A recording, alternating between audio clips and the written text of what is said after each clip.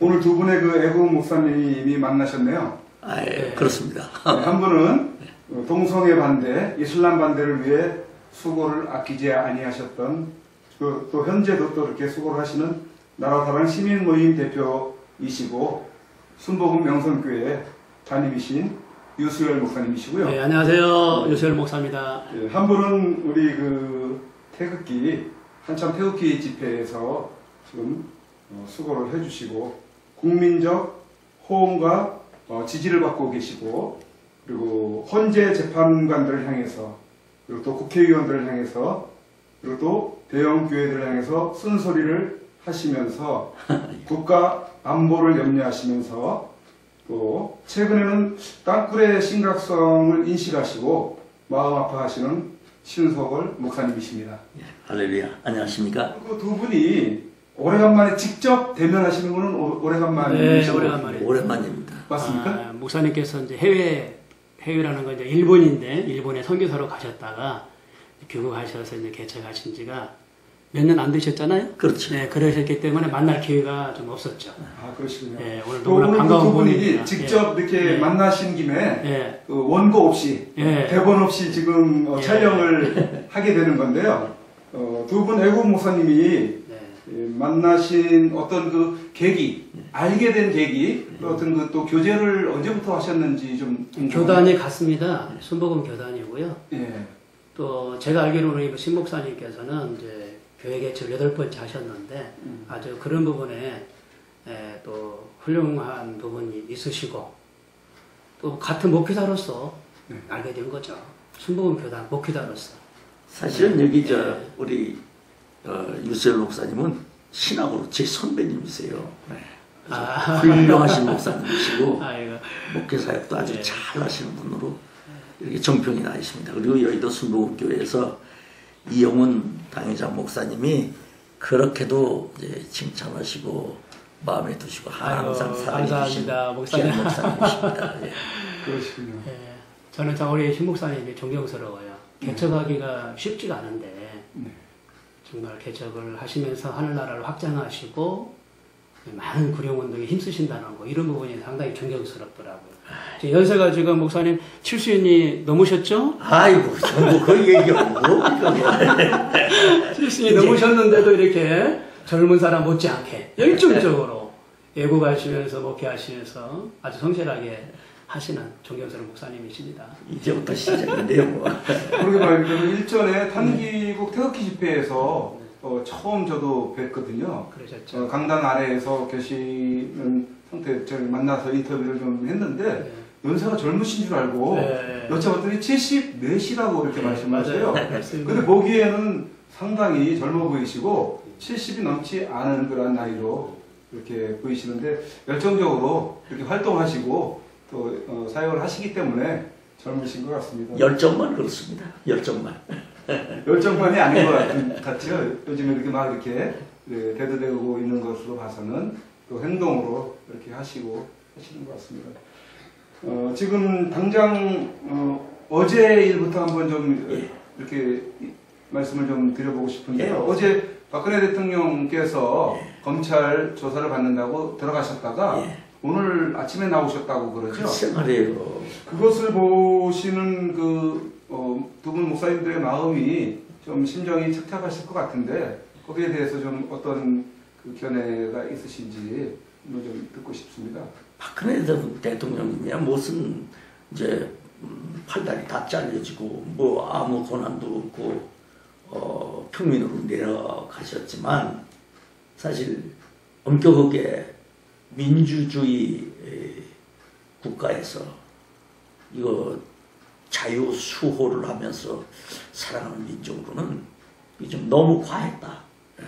이러면서 우리는 항상 태극기를 사랑하는 애국 국민들은 전부가 다 너나 할 것 없이 지금 그것을 승복을 못하는 겁니다.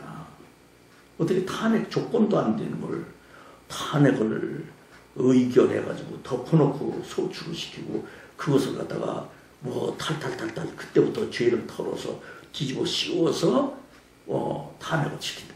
근데 탄핵시켜도 죄가 발견되고 완전히 판결이 난 후에 그런다면 그건 가능하겠지만, 이거 예를 들어서 청와대를 그 압수수색을 못하게 했다? 그래서 헌법 수호 의지가 없어서 파면시킨다. 난 이런 법조문을 읽으면서 이게 도대체 이게 무슨 짓인가? 나는 법에 대해서 모릅니다. 그러니까 그것 때문에 항상, 근데 이건 비단 나뿐만이 아니라 모든 국민들이 다 그렇더라고요. 여론이야 자기네들이 80% 어쩌다고 그러지만, 이게 민주주의 국가에서 이게 있을 수가 있느냐, 법치주의로 이게 있을 수가 있느냐 이거예요. 네. 지금 그런 마음인데, 나는 박근혜 대통령 잘못한 부분 많다고 봅니다. 그러나 그 많은 건 나중에 이제 대통령 임기가 끝났을 때 그때 얼마든지 할 수 있는데, 그걸 서둘러서 판결을 시켜가지고 서둘러서 어거지 판결을 해가지고 했다밖에는 생각할 수밖에 없습니다. 그러니까 이게 너무 억울한 일이고, 어저께 그 모습을 보면서 가슴이 아팠습니다. 솔직히. 예. 이건 비단 저뿐만이 아니겠죠. 요즘에 태극기 집회를 통해서 신국 목사님께서 말씀하실 기회가 간혹 이제 있으신데, 또 많은 호응을 받고 계시고 그러시는데, 이제 최근에는 헌재 재판관들을 향해서와 그리고 국회의원들을 향해서 또 대형교회를 향해서 이렇게 이제 말씀을 하시다 보니까 어떤 이런저런 이야기들을 또 들으실 수가 있으실 텐데, 그렇죠. 어떻습니까? 그런 90%, 95% 이상은 전부 다 저희가 정말로 자기들이 하고 싶은 얘기를 해줬다. 그러면서 상당히 박수를 치는 분이 있는가 하면은, 거기에 약한 사람들은 저에게 항의하는 분들도 있습니다. 그렇다 할지라도 이건 법치주의 국가에서, 민주주의 국가에서 법대로 하라는 건데, 이게 살아야 차후에 어떤 대통령이 다시 정권을 잡아도 이건 견딜 수가 있는 거지. 만약에 이게 법치주의로 나가지 않고 이렇게 강제로 그 여론에 의해서 판결을 받았다? 그다음 어떤 대통령이라도 또 촛불을 들고 나올 빌미를 주고, 또 태극기를 들고 나올 빌미를 지금 헌재가 주었다는 얘기예요. 이게 잘못된 거죠. 그렇지 않습니까? 대통령 잘못한 부분이 있습니다. 그가 무능해서 그렇게 한다면은 난 그건 모르겠습니다. 무능한지 어쩐지 모르지만, 어쨌든 그렇게 됐다 해서 하는 것이 오히려 낫지. 이거 헌법 수호 의지가 없어서 그게 말이 안 되는 거죠. 왜 헌법 수호 의지가 없습니까? 그 모진 욕을 다 먹으면서 수십 개의 모든 일들을 전부 다 처리하신 분인데, 그렇잖아요. 통진당을 해산하고 이석기 지금 이거 예를 들어서 개성공단을 우리가 지금까지 갖고 있었다고 한번 해봅시다. 그러면은 김정은이는 지 형도 암살시키는 세상인데, 그러면 말레이시아 백성들을 이북에서 딱 들켜쥐고 출국 금지시켜놨습니다. 만약에 우리가 개성공단을 그냥 가지고 있을 때, 그때 무슨 일이 벌어지면, 지금 같은 이 일촉즉발의 위기가 벌어졌을 때, 혹은 무슨 이 위기가 벌어졌을 때, 그때 우리 국민들을 딱 억류시켜놓고, 그러면 그때는 어떻게 할 겁니까? 그때 잘 나갔다고 나는 생각을 합니다. 근데 이것을 그 당사자들은 막 싫어서 데모하고 막 그런 모습을 봤습니다. 그건 국가적으로 국회의원들 법을 만들기, 요새 법 만들기 좋아하더라고요. 만들어서 그럼 보상을 해주던가 무슨 방법을 쓰면 되는 거지. 내 백성들, 우리나라 사람들 억류돼가지고 그것 때문에 질질질 끌려다니면서 핵폭탄 그 위기에 우리가 기어 죽일 일이 있습니까? 솔직히 그렇게 봅니다. 요즘 그 신목사님이 활동하는 네. 또 말씀하시는 그런 면면들을 우리 유순열 목사님이 네. 보셨을 텐데 네. 과거에서부터 지금까지 쭉 보시면서 네. 또 어떤 애국심이라든지 네. 열정적인 그런 모습들이 있었던 면면들을 네. 보아 오셨는지 네. 또 어떻게 보고 계신지 한번 좀 지금 듣고 싶습니다.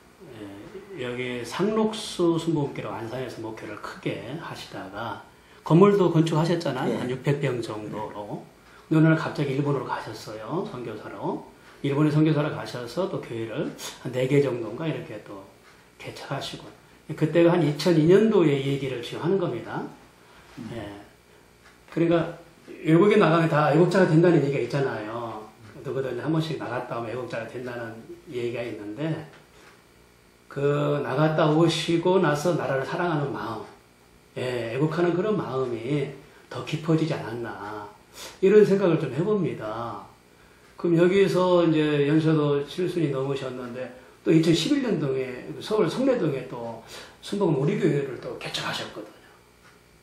그래서 하늘나라를 확장하고 전도의 열정은 대단하시고 사명은 확고하신데 그 열정도 대단하다. 젊은 사람 못지않게 나 이렇게 생각을 하고 있었거든요.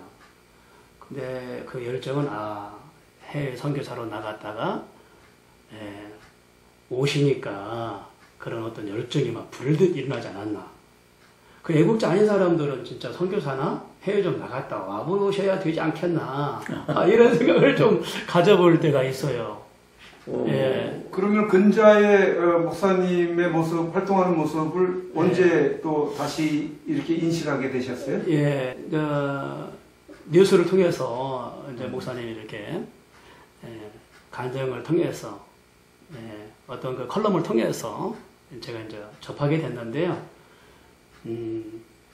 어떤 나라 사랑하는 그런 마음, 나라를 지키려고 하는 그런 마음, 그리고 또 목사님께서 그 어떤 그 말로만 아니라 기도만이 아니시라 몸으로 실천으로 보여주시는 그런 몸으로 이행하는 그런 어떤 모습, 이런 모습을 저는 봤어요. 그래서 젊은 저도 참 대단하시다라는 생각을 갖고요. 나라가 이제 풍전등화일 때는 기도도 중요하지만 이렇게 목사님처럼 이렇게 나가서 이렇게 또 외쳐주시고 이렇게 나라를 이렇게 구해보려고 하는 이런 어떤 부분들이 참 공감이 간다라는 생각을 갖습니다. 예. 두 분이 뭐 나라 사랑에 대한 또 대표이시고 또 한 분은 또 담임 목회를 하시면서 뭐 윤 목사님도 담임 목회를 하시지만 또 어떤 그 태극기 집회나 또 어떤 보수 쪽에 그 구국을 위한 그런 그 집회 현장에 또 관심과 또 참여를 하고 계신 좌파가 확실히 아닌 그런 그 분이신 것으로 이렇게 이제 판단을 합니다만 최근에 지금 대선을 치르겠다고 이제 여당이나 야당에서 그 경선을 치르고 있지 않습니까? 그랬을 때 우리 신 목사님께서는 뭐 뼛속까지 보수시고 또 반공주의자라고 이렇게 이제 알고 있기 때문에 뭐 야당에 대해서는 관심도 없으실 테고 대신에 여당의 경선에 대해서 좀 하시는 말씀이 있지 않겠나 싶습니다. 우려되는 시각이 있으실 것 같은데 어떤 부분들이 있을까요? 사실 여당이라고 해서 보수라고 해서 다 보수가 아니에요. 무늬만 보수인 사람이 있습니다. 우리가 그렇게 태극기 들고 그렇게 작년 그 추운 날서부터 계속해서 지금까지 수개월 동안 그 꽁꽁 언 아스팔트를 태극기 열풍으로 그 아스팔트를 누비면서 녹이면서 우리가 대한민국을 부르짖고 그리고 우파 보수 사는 길은 하나님이 기뻐하시는 정말로 하나님과 원수된 공산주의자들, 이 공산주의 사상은 절대로 배척하고 하나님이 기뻐하시는 쪽으로 가야 된다라고 하는 것을 저는 이렇게 추천해서 외쳐서 왔습니다. 근데 보니까 그때는 한 번도 거기에 대해서 나타나지도 않던 사람들이 뒤에서 오히려 비아냥거리고 뒤에서 판단하고 있던 사람들이 지금 자기네들이 우파라고 하면서 나라를 살릴 보수라고 하면서 지금 출마들어오고 있어요. 난 그 사람들 보면 참 웃기지도 않는 사람들 봅니다. 예. 초지일관 오직 대한민국의 정체성, 초지일관 정체성을 가지고 오직 태극기 흔들면서 나와서 그 추위를 녹인 그런 분이 바로 대통령이 돼야 이 나라에 소망이 있는 겁니다. 예. 이제 좌파한테 이 공산주의 사상을 가지고 있는 사람한테 이 정권이 넘어가면 이제 그때 영원히 다시 돌아올 수가 없습니다. 왜? 지금도 계속해서 악법을 계속해서 발휘하고 있는 사람들입니다. 앞으로 무슨 법을 어떻게 발휘할지 모릅니다. 그때서 우리가 할 말이 있어도 하고 싶어도 하지 못하는 세상이 온다니까요. 이걸 우리 백성들이 알아야 되는데 우리 백성들은 그걸 모릅니다. 그 들으려고도 하지 않습니다. 박근혜 대통령이라는 사람이 잘못했다. 박근혜가 미워서 그런지 이 대한민국 정체성을 잊어버려요. 이런 사상으로 지금 가고 있습니다. 그게 좋은 것 같지만 저는 6.25 때 아버님이 면장으로 계시다가 학살당하시는 것을 내 눈으로 어린 시절에 보았습니다. 나는 한이 맺힌 사람입니다. 이게 공산주의자들의 민낯이로구나. 그런데다가 또 월남전에 참전했습니다. 그 월남 패망을 눈으로 확인했습니다. 그걸 보는 순간 그리고 그들이 보피풀이 돼서 바다 한가운데서 갈 곳 없어서 받아주는 곳 없으니까 멸시관치 천대에 있는 것 참 그 모진 모욕을 당하면서 그들은 바다에서 그 조각배가 파손돼서 몇십 명씩 탄대 몇백 명씩 탄대 그냥 수장내를 우리가 목격했단 말이에요. 지금 난민 그 꼴하고 똑같습니다.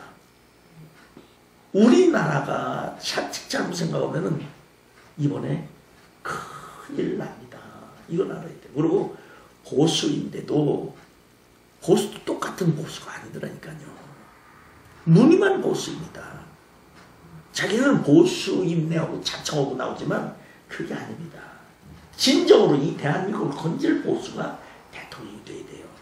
이분이 안 되면 나라는 큰일 납니다. 그러면 목사님께서 보수로서 네. 지금 여당 네. 쪽에 관심이 있는 거 아닙니까? 그렇죠. 그러면 여당 쪽에서 국민적 호응을 얻으려면은 네. 어떻게 해야 되는지에 대한 어떤 하실 말씀이 있으시면 조언을 좀 해주시면 좋을 것 같은데. 국민적 호응을 얻으려면 첫째, 태극기 밑에 모일 줄 아는 사람이어야 되고 두 번째 어떤 사람이냐. 지금 모든 국민들은 전부 다 허탈해 있습니다. 왜? 헌재가 저렇게 엉터리 졸속 판결을 하는 바람에 억울하게 느끼는 사람들이 많습니다. 그럼 어떻게 되느냐? 박근혜 대통령 잘못이 있는지 없는지 모르겠습니다. 그러면 그 억울한 부분이 있을 겁니다. 그것을 반드시 해결할 수 있는 사람이 되어야 됩니다. 그렇지만 나라, 이거 국론 분열됩니다. 이게 보수에서도 분열됩니다. 이게 그냥 억울한 부분을 반드시 치유해 줄 줄 아는 사람. 예를 들면 정인을 신청했는데 정인 그 신청도 묵살당하는 바람에 지금 이 말 한마디도 못하고 좀 탄핵된 꼴이 됐단 말이에요. 그럼 어떻게 돼요? 그럼 거기서부터 다시 출발할 수 있는 사람이 돼야 돼요. 그걸 할 수 있는 사람이 돼야 되는데 다른 사람은 이거 절대로 영원히 묻혀지고 맙니다. 그러면 집권 여당에서 네. 그런 성향, 네. 그런 마인드를 가지고 있는 사람을 선출할 수 있게끔 그렇게 가져야 될 필요성이 있다는 얘기네요. 당연히 그렇죠. 그런데 지금 돌아가는 상황을 보니까 A라는 사람하고 B라는 사람을 이렇게 놓고 봤을 때 그 둘 중에 하나를 위해서 여당 측에서도 그 무슨 뭐예요? 요새 당 이름을 바꿔가지고 새한국당에 자유한국당.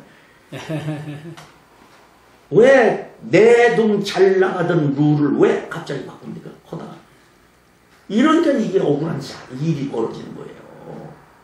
룰을 바꿔가지고 유리한 쪽으로 이끌고 지도부가 뭐 하는 사람들인지 모르겠어요. 응? 거기 앉은 사람도 목사님이 거기 앉았던데 그 양반 거기서 뭐 하는 거예요 지금? 억울하게 만들지 말아야 되잖아요. 가다가 왜 갑자기 룰을 바꿔요? 이런 건 아니 달리기 선수가 지금 달려가다가 룰을 바꾸는 바람에 이거 뭐 갈팡질팡하게 만들어 놓고 그러면 어떤 사람은 그 약속된 룰로 그냥 이제 바꾼 룰로 그냥 줄기차게 달려갈 것이고 그 반대쪽에서는 갈팡질팡하게 되고 왜 그런 억울한 일을 만들어 놓냐고요. 난 이거 이해를 하지 못합니다. 지금 대한민국이 지금 비정상으로 이해 못하는 일이 한두 가지가 아니에요 지금. 이런 세상 천지 어디 있습니까? 좀 전에 그 말씀 언급을 하셨는데 네. 그 국민적 호응을 얻으려면은 네. 대선 후보가 이러이러한 사람이 나와야 된다. 네. 그런 사람을 이제 옹립을 해줘야 된다. 네. 이렇게 말씀을 하셨지 않습니까? 거기에 연이어서 그 대통령이 되겠다고 하시는 분들에게 조금 더 추가적으로 어떠한 공약을 해줘야 되는지에 대해서 그런 부분이 있으면 좀 추가적으로 한번 안보 문제라든지 경제 문제라든지 또 다른 국민 통합 문제라든지 이런 부분들에 대해서 좀 보충할 부분이 있으면은 이러이러한 공약을 가지고 나와줘야 된다. 꼭 그런 부분이 있으면 한번 좀 더 언급을 해주시죠. 철저한 안보 공약을 해야 됩니다. 안보 공약.